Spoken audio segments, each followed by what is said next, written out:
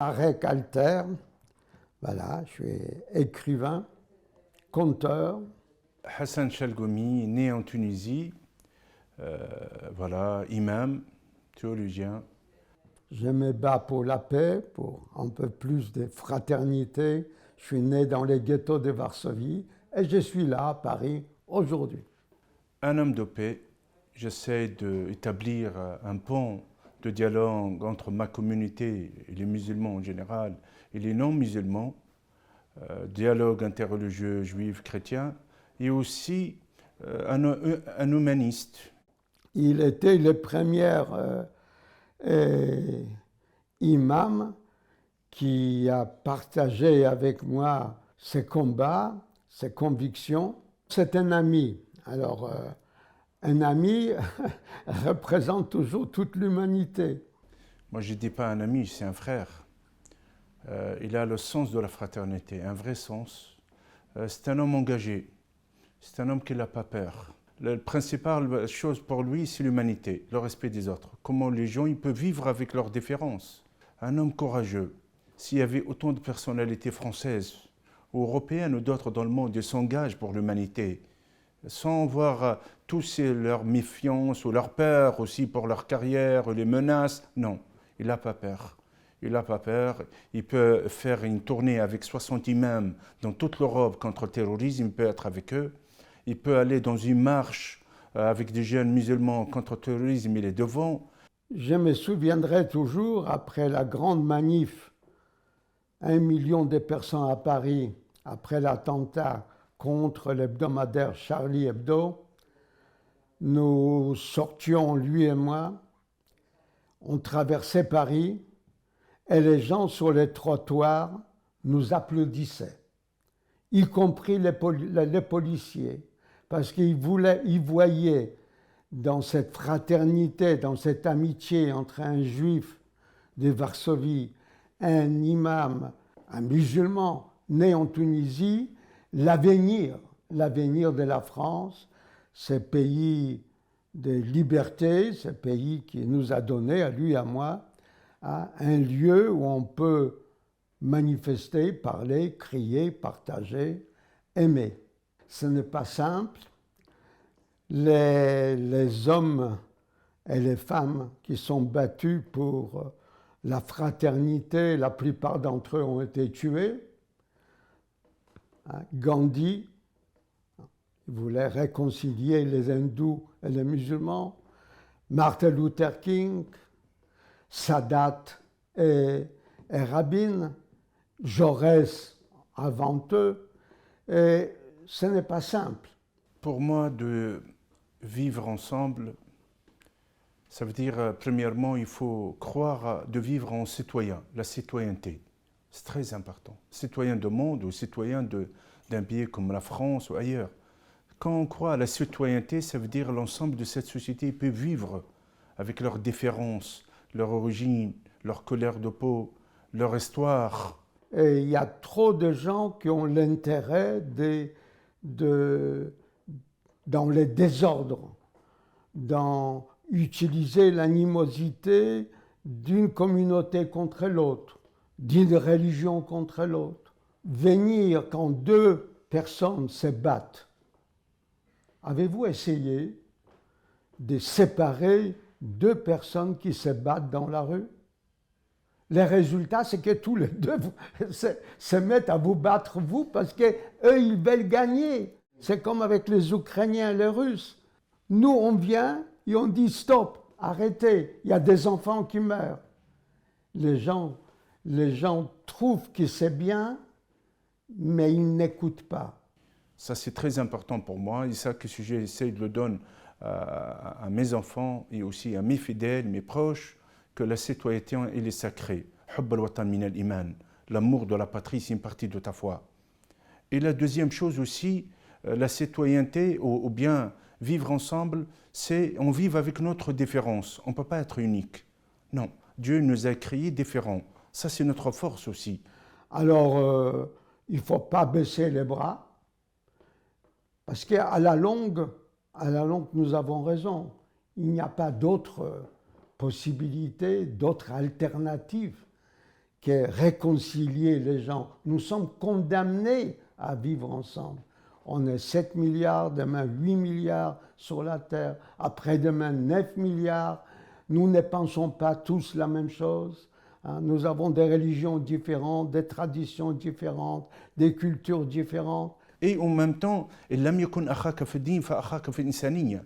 S'il n'est pas ton frère dans ta religion, il est ton frère dans l'humanité, l'humanisme. Un humain, il ne peut pas faire de mal à son frère, sauf malheureusement qu'il devient un barbare, un sauvage, sans cœur, une machine de guerre, et que n'importe quelle idéologie, ou islamiste, fanatique, extrémiste, ou malheureusement dans l'extrême droite, du racisme, de la barbarie, le rejet de l'autre et le mépris de l'autre. Vivre ensemble, pour moi, on vit avec notre différence, mais en même temps, on a un partage. Nous sommes des hommes. Et ce qui est bien quand même, et ça on retrouve dans toutes les religions, c'est que nous sommes tous faits à son image. Quand j'étais, et je remercie mon ami Marek Alter, on était invité à Prague pour rendre hommage à ces musiciens qui étaient déportés de Prague vers les camps de la haine. Et un des rescapés, il m'a dit une chose qui m'a touché énormément, que les nazis, ils n'étaient pas nombreux, mais la majorité, ils étaient indifférents. On a traversé pas mal, seul ou ensemble, pas mal de conflits. Hassan Chalgoumi a évoqué notre marche à travers l'Europe, 5600 km, avec 72 imams contre le terrorisme islamique. C'était courageux. On était applaudis partout, Belgique, Hollande, l'Allemagne, Italie.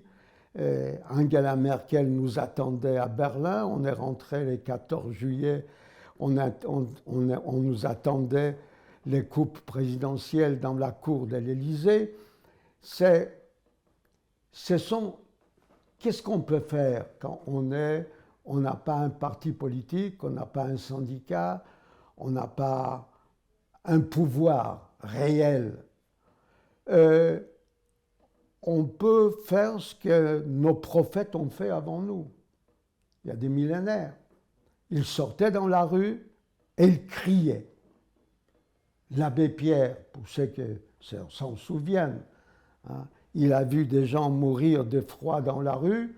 Il est allé à la télévision, à la radio, RTL, et il a poussé un cri. Au secours, les hommes meurent.